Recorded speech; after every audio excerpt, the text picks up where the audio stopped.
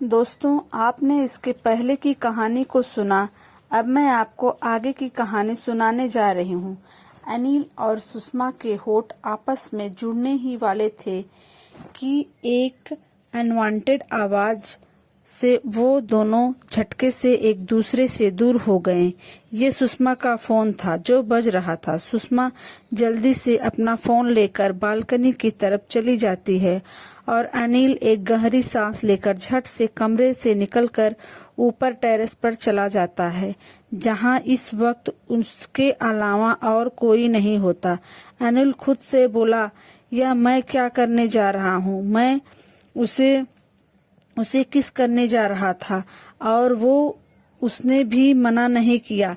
फिर वो अपने हाथों से अपने बालों को कसकर पकड़कर बोला, क्या हो रहा है? यह मुझे क्यों उसके ख्याल में मेरा पीछा नहीं छोड़ते? क्यों उसका सुरूर हर वक्त मेरे ऊपर सवार रहता है? फिर जोर से चिल्लाकर, क्यों? तभी उसे अपने सामने अपना अक्स खड़ा नजर आता है। अक्स, ये सवाल क्यों है तुम्हारे मन में? अनिल उसके सवाल के बदले में एक और सवाल करते हुए, ओए, सवाल क्यों नहीं होना चाहिए मेरे मन में अक्स? क्योंकि जो सवाल तुम्हारे मन में है उसका जवाब भी तुम्हारे मन में ही है। अनिल, नहीं है मेरे पास कोई जवाब, लेकिन अब मैं अपने सवाल का जवाब चाहता हूँ। अगर तुम मेरे सवाल का जवाब दे सकते हो तो दो, नहीं तो तुम भी यहाँ से चले जाओ अक्स, क्योंकि वह तुम्हारी बीवी है और अपनी पत्नी को लेकर ऐसे ख्याल मन में आना एक नॉर्मल बात है। अनिल झल्ला कर, नहीं, कोई नहीं, वो मेरी नहीं, वो मेरी पत्नी है। हमारा रिश्ता सिर्फ नाम का है, सिर्फ नाम का रिश्ता। उसके और मेरे बीच अक्स का नाम रिश्ता क्या होता है? ये नाम का रिश्ता है। सब बकवास होती है। रिश्ते तो होते हैं वो नाम के, और बेनाम नहीं होते। और शादी की है तुमने उससे, 7 फेरे लिए हैं, अग्नि को साक्षी मानकर मांग में सिंदूर भरा है तुमने, अब उसकी मंगलसूत्र पहनाया है उसके गले में।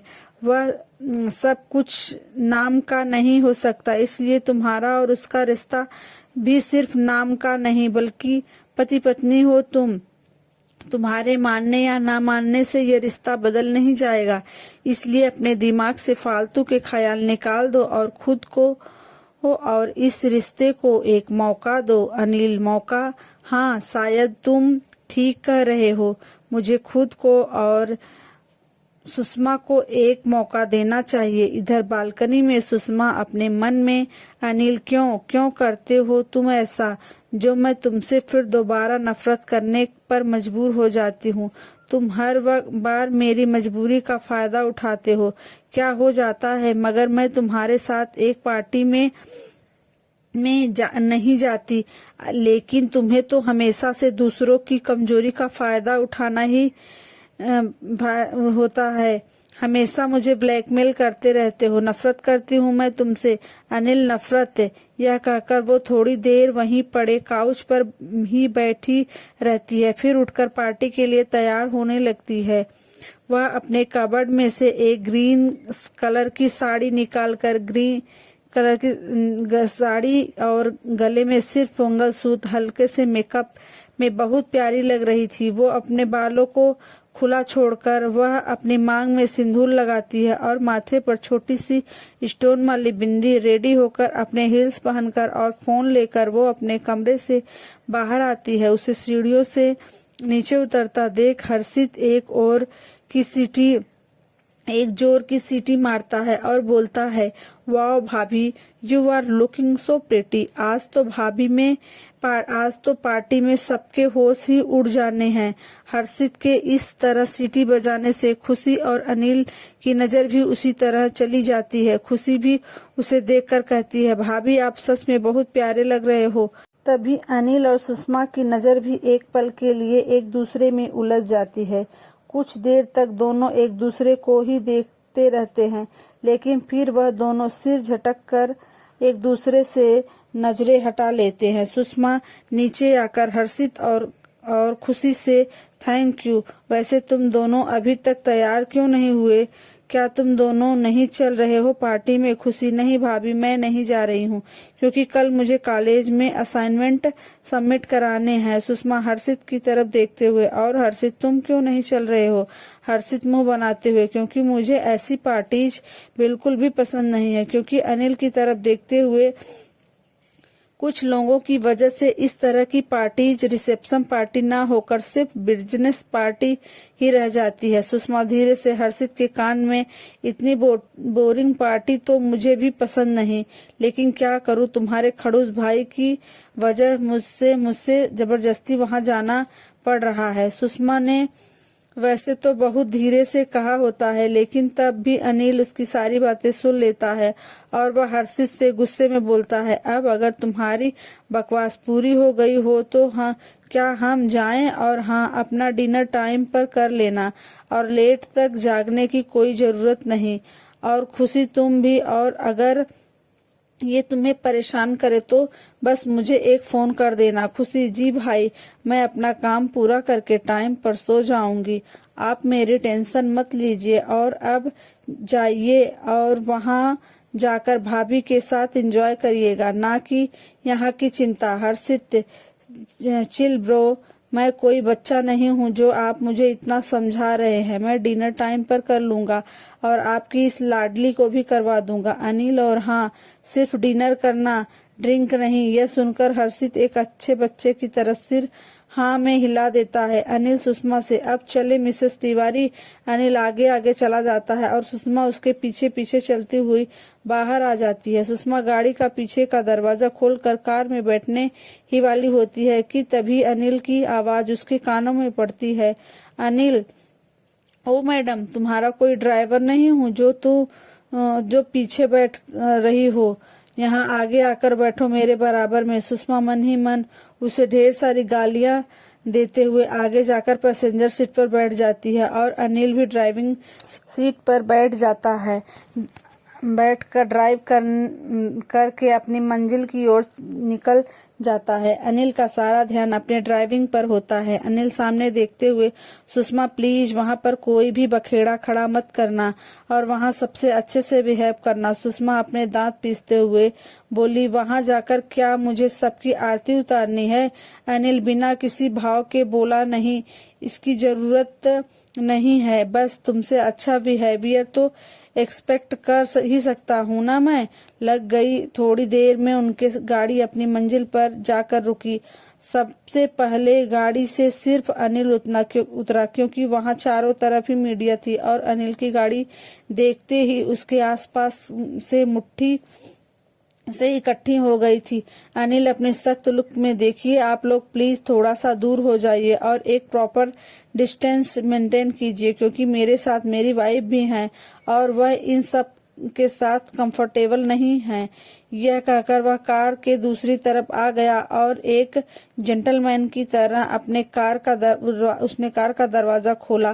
तभी सुषमा उसमें से उतरी और उसने अपना उल्टा हाथ अनिल के हाथों में दे दिया। यह देखकर अनिल तो हैरान हो गया और उसकी तरफ देखने लगा तो सुषमा भी अनिल को देखकर मुस्कुरा दी। उसे इस तरह से मुस्कुराता देखकर अनिल खुद मन ही मन बोला, ओफ, ये तो एक्टिंग कर रही है, कितने कमाल की एक्टिंग करती है, इसे तो डॉक्टरनी के बजाय बॉलीवुड में जाना चाहिए था। फिर उन दोनों मीडिया के सामने एक न्यूली वेड कपल की तरह काफी सारे पोज दिए और कुछ देर बाद वह दोनों अंदर पार्टी के लिए चले गए। पार्टी में जहां सारी लड़कियां अनिल को देखकर मरी जा रही थी, वहीं सुषमा को देखकर जली भुनी भी जा रही थी। अगर उन लड़कियों का बस चलता तो वह सुषमा को गोली से मार देती। अब लड़कियों के लिए तो जलन की बात थी क्योंकि सुषमा की वजह से शहर के सबसे हॉट और हैंडसम लड़का, और वह भी पेज 3 बिजनेसमैन, उनके हाथ में जो निकल गया था। लड़कियों को अपनी ओर से इस तरह गुस्से से घूरता देखकर सुषमा का दिमाग खराब हो गया। जो लड़कियां सुषमा को बुरी तरह से घूर रही थी उन्हें वापस घूरते हुए सुषमा धीरे धीरे बोली, साली कुत्ती का मीनी। यह सुनकर अनिल की आंखें हैरानी से फैल गई। वह उसकी तरफ हल्का सा लुक कर उसके कानों में फुसफुसाया, बिहेव मिसेज तिवारी। सुषमा गुस्से से उसके सामने आकर खड़ी हो गई और उसके गले की टाई को कसते हुए धीरे से बोली, व्हाट बिहेव? आप इन कमीनी लड़कियों को देख रहे हैं जो मुझे कब से इस तरह से घूर रही हैं। अनिल, तो तुम उनकी तरफ ध्यान ही क्यों दे रही हो? यहाँ पर ऐसे भी बहुत लोग हैं जो हम दोनों को देखकर एडमायर कर रहे हैं। फिर उसके चेहरे पर आई लटों को उसके कानों के पीछे करते हुए धीरे से उसके कान में बोला, यह किस तरह का बिहेवियर है और किस तरह की लैंग्वेज है जो तुम यूज कर रही हो मिसेस तिवारी? तुम्हें देखकर तो ये यकीन ही नहीं हो रहा कि तुम विनोद मिश्रा की बेटी हो और एक डॉक्टर बनने वाली हो। सुषमा अपने दांत पीसते हुए, मेरे डैड को इस सब के बीच में लाने की कोई जरूरत नहीं है। और हाँ, तुम्हें एक बात और बता दूं कि मुझे शुद्ध हिंदी में इससे भी अच्छी अच्छी गालियां देनी आती हैं। कहो तो तुम्हें भी किसी दिन सिखा दूंगी। Anil, shut up Sushma, you are impossible. फिर वह दोनों जाकर न्यूली वेड कपल से मिलते हैं और फिर अनिल अपने बिजनेस कलिंग से बातें करने लग जाता है और यह सुषमा वहां उसके पास खड़ी बोर हो रही होती है क्योंकि वो तो वहां किसी को भी नहीं जानती। तभी पीछे से एक आवाज आती है, हाय अनिल। अनिल जैसे ही यह आवाज सुनता है उसका वहां से भाग जाने को मन करता है, लेकिन फिर भी वह अपना मन मार कर जबरदस्ती की मुस्कान अपने होठों पर चिपका कर उस आवाज की तरफ मुड़ता है और बोलता है, hello miss Dubey, how are you? वो लड़की नशे में झूलती हुई, अनिल, मिस दुबे नहीं, सोनी सोनी कहो, मुस्कुराते हुए बड़े ही मदहोशी वाले स्टाइल में बोली। सुषमा उस लड़की को गौर से देखती है। उसके वाइन कलर की बहुत ही ब्याह शार्ट ड्रेस पहनी हुई थी जिसकी नेक कुछ ज्यादा ही डीप होने की वजह से उसको क्लीवेज बहुत ज्यादा ही नजर आ रही थी। थोड़े शब्दों में कहे तो उसकी ड्रेस उसके बदन को छुपाने की बजाय दिखाने का काम ज्यादा कर रही थी। सोनी अनिल से बात कर रही थी कि तभी उसकी नजर अनिल के बराबर में खड़ी सुषमा पर जाती है। वो अनिल से बोलती है, अरे अनिल, तुम्हारे साथ यह बहन जी कौन है? कौन है ये? कहाँ से उठा लाए हैं इसे? ये तुम्हारी पर्सनालिटी से मैच भी नहीं करती। अनिल बिहेव मिस दुबे, जिसके बारे में घटिया अल्फाज आपकी जुबान से निकले ना, वो मेरी वाइफ है, मिसेस सुषमा अनिल तिवारी। इस बात को अपने दिल और दिमाग में अच्छे से फिट कर लीजिएगा और हाँ, अपनी हद में रहकर बात कीजिएगा, क्योंकि अगर मैंने अपनी हद पार की तो आप सह नहीं पाएंगे। अनिल की बात सुनकर सुषमा अनिल को देखने लगी। उसे तो उम्मीद ही नहीं थी कि अनिल उसके लिए कभी कोई स्टैंड भी लेगा। सोनी नशे की हालत में अनिल के गाल पर उंगली रखकर, ओफ अनिल, मुझे तो यकीन ही नहीं हो रहा कि तुम पसंद इतनी घटिया और डाउन मार्केट हो सकती है। कितने घटिया कपड़े पहने हैं इसने, लगता है किसी मिडिल क्लास फैमिली से है, क्योंकि इसे तो ये भी नहीं पता कि अमीरों की पार्टी में क्या पहनकर आया जाता है। मिडिल क्लास औरतें की तरह साड़ी पहनकर आई है। एक तो सुषमा जबरदस्ती पार्टी में लाए जाने की वजह से पहले से ही गुस्से में थी और अब सोनी की बातें सुनकर उसका दिमाग और ज्यादा खराब हो गया। बस इतना सुनना था कि सुषमा गुस्से से फट पड़ी और बोली, मिस सोनी दुबे, तुम्हारी नॉलेज के लिए बता दूं कि मैं कोई बहन जी नहीं हूँ और ड्रेसिंग स्टाइल मेरा नहीं बल्कि तुम्हारा खराब है। किसी की पार्टी में क्या पहनकर आया जाता है और क्या नहीं, मुझे तुमसे सीखने की कोई जरूरत नहीं है, क्योंकि अगर आपने जिस्म की नुमाइश करना ही हाई सोसाइटी के बिलोंग करने की निशानी होती है तो मैं ऐसी हाई सोसाइटी से बिलोंग नहीं करती हूँ। एक्चुअली मैं एक अच्छे परिवार की बेटी और एक अच्छे परिवार की बहू हूँ, ना कि कोई dancer. Look at your dress miss Soni, you are just look like a dancer. Soni, how dare you? तुम्हारी हिम्मत कैसे हुई मुझे एक डांसर कहने की? मेरे ड्रेस को देखा तुमने? कहाँ से मेरे कपड़े तुम्हें डांसर की तरह लग रहे हैं? जरा भी फैशन सेंस नहीं है तुम्हारे अंदर। सुषमा, हाँ सही कह रही हो तुम, तुम्हारी ड्रेस डांसर जैसी नहीं है। सारी मैंने यह कह दिया तुम्हें, मैंने जब देखा तुम्हारे ड्रेस को ध्यान से, यह जो तुम्हारे ड्रेस है वो बड़ी घटिया के से डिजाइनर की घटिया सी ड्रेस है जिसकी लास्ट टाइम सेल लगी हुई थी और कोई इसे फ्री में भी लेने को तैयार नहीं था। सोनी है यू डाउन मार्केट गर्ल, तुम्हारी हिम्मत कैसे हुई मेरी ड्रेस के बारे में ऐसा कुछ कहने की? और मैंने यह कोई फ्री में नहीं खरीदा। सुषमा उसकी बात को बीच में रोककर, हाँ मैं जानती हूँ कि तुमने इसे फ्री में नहीं खरीदा, 5,000 रुपए में खरीदा है ना तुमने इसे। लेकिन जो साड़ी मैंने पहनी है वह शहर के बेस्ट डिजाइनर की बेस्ट साड़ी है और जिसकी कीमत खैर छोड़ो, तुम्हारी औकात भी नहीं है वो जानने की। सुषमा यह सब बोले जा रही हो थी और अनिल वहीं हैरानी से खड़ा यह सब देखे जा रहा था। उसका मुंह खुला और आंखें हैरानी से फैल गई थी। सोनी यू तुम जैसी घटिया लड़कियों को मैं अच्छे से जानती हूँ। तुम जैसी लड़कियां अमीर आदमियों को बड़ी आसानी से फंसा लेती हैं और फिर उसके पैसों पर ऐश करती हैं। तुम आज इसलिए उछल रही हो क्योंकि तुमने अनिल तिवारी से शादी की है और उसके पैसों का दिखावा कर रही हो। अपनी कोई पहचान और औकात को तो होती नहीं तुम्हारी जैसी लड़कियों की। यह सुनकर अनिल को बहुत गुस्सा आता है और उसकी मुट्ठियां गुस्से में कस जाती हैं। वह सोनी को कुछ बोलने ही वाला होता है कि सुषमा उसका हाथ अपनी हथेली से दबाकर उसे रोक लेती है और अनिल हैरानी से सुषमा को देखता रहता है। सुषमा मेरे जैसी लड़की, यही कहा ना तुमने, मेरे जैसी लड़की। चलो तुम्हें बताती हूँ कि मैं कौन हूँ। विनोद मिश्रा को तो जानती होगी ना तुम। यह सुनकर सोनी की आंखें हैरानी से चौड़ी हो जाती है। उसका सारा नशा पल भर में गायब हो जाता है। सुषमा क्यों, क्या हुआ, घबरा गई? हाँ वही विनोद मिश्रा जिनकी कंपनी में तुम्हारे पापा मैनेजर की नौकरी किया करते थे, उसी विनोद मिश्रा की बेटी हूँ मैं। और मैं अच्छी तरह जानती हूँ मेरे डैड की कंपनी का नुकसान के पीछे भी तुम्हारे पापा का ही घटिया प्लान था। लेकिन तुम मेरे डैड की चिंता मत करना क्योंकि मेरे डैड की कंपनी फिर से अपनी ऊंची पोजीशन पर पहुंच गई है जिस पर वो पहले थी, क्योंकि मेरे पापा यही डिजर्व करते हैं। वो तुम्हारे डैड की तरह नालायक, घटिया, कमीने और पीठ में छुरा भोंकने वाले इंसान नहीं हैं। पार्टी में आए हर इंसान की नजर सुषमा और सोनी पर होती है। सोनी से अपनी बेइज्जती सहन नहीं होती। वो वहां से चली जाती। अनिल भी सुषमा के मुंह से ये सब सुनकर शौक में था क्योंकि उसे भी इस बारे में कुछ पता नहीं था। सुषमा उसका हाथ पकड़ती और उसे वहां से बाहर ले जाती। थोड़ी देर बाद अनिल सुषमा से पूछता, सुषमा यह सब क्या था? सुषमा कुछ नहीं, और वह अपनी आंखों में आए हुए आंसुओं को पोंछ लेती है। अनिल ने एक बार फिर बड़े प्यार से पूछा, क्या हुआ मिसेस तिवारी, क्यों रो रही हो? पूछता है कि वह क्यों रो रही हो है, लेकिन सुषमा उसे कोई जवाब नहीं देती।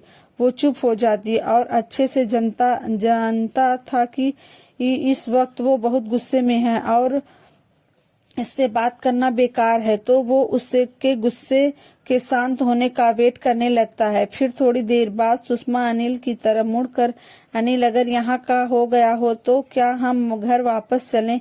मुझे कुछ ठीक नहीं लग रहा। अनिल क्या हुआ, तुम्हारी तबीयत तो ठीक है ना? सुषमा हाँ सब ठीक है, बस मैं अब यहाँ नहीं रहना चाहती। मेरा मन नहीं है पार्टी में जाने का। मुझे अब घर जाना है और वैसे भी बहुत ज्यादा लेट हो गया है। कल कॉलेज भी जाना है। अनिल ठीक है चलते हैं, लेकिन मैं मिस्टर दुबे को एक बार बाय बोल कर आता हूँ। फिर कुछ सोचकर, क्या तुम भी मेरे साथ चलोगी? सुषमा प्लीज अनिल, अगर जरूरी ना हो तो मुझे यहीं रहने दो। मैंने कहा ना मेरा मन नहीं है अंदर जाने का। अनिल ठीक है तो तुम गाड़ी में मेरा वेट करो, मैं बस 2 मिनट में आया। अनिल पार्टी में जाकर एक बार फिर मिस्टर दुबे से मिलता है और उसको बाय बोलकर वापस आकर गाड़ी में बैठ जाता है। अनिल गाड़ी ड्राइव करने लगता है और सुषमा खिड़की से सिर सटाकर अपनी उलझी हुई जिंदगी के बारे में सोचते हुए बाहर की तरफ देखने लगती है। थोड़ी देर बाद गाड़ी आकर तिवारी मेंशन के बाहर रुकती है। अनिल सुषमा को आवाज लगाता है कि, लेकिन जब सुषमा कोई रिस्पॉन्स नहीं देती तो सुषमा की तरफ देखता है तो वो सो चुकी थी। वो उसे आवाज लगाकर उठाता है, लेकिन जब सुषमा कोई जवाब नहीं देती तो अनिल को मजबूरन उसे कंधे से पकड़कर हिलाना पड़ता। अनिल उसे हिलाते हुए, सुषमा सुषमा उठ जाओ, सुषमा हड़बड़ाकर उठ जाती है। क्या हुआ, गाड़ी क्यों रोक दी? अनिल, मैडम नींद से जागो, घर आ गया। फिर उसे चिढ़ाते हुए, अब तुम्हारा अंदर जाने का मन है या सारी रात गाड़ी में ही बिताने की? सुषमा उसकी बात सुनकर भी अपने ख्यालों में खोई हुई गाड़ी से बाहर आती है और सीधे ही अपने रूम की तरफ चली जाती है। और वो अनिल की बात का कोई जवाब नहीं देती। अनिल सीधा अपने कमरे में ना जाकर पहले हर्षित के और फिर खुशी के कमरे में जाता है और वहां उन दोनों को आराम से सोता देखकर वो अपने कमरे में आता है और अपनी आंखें बंद किए हुए टाई खोलते हुए सोफे पर पसर जाता है। थोड़ी देर बाद सुषमा का ख्याल आते ही वो झट से अपनी आंखें खोलकर कमरे में चारों तरफ नजर घुमाता है तो उसे सुषमा कहीं भी नजर नहीं आती। अनिल अपने मन में कहाँ गई ये? पार्टी में इतना परेशान करना क्या कम था जो अब ये मुझे फिर से इतनी रात को परेशान करना चाहती है?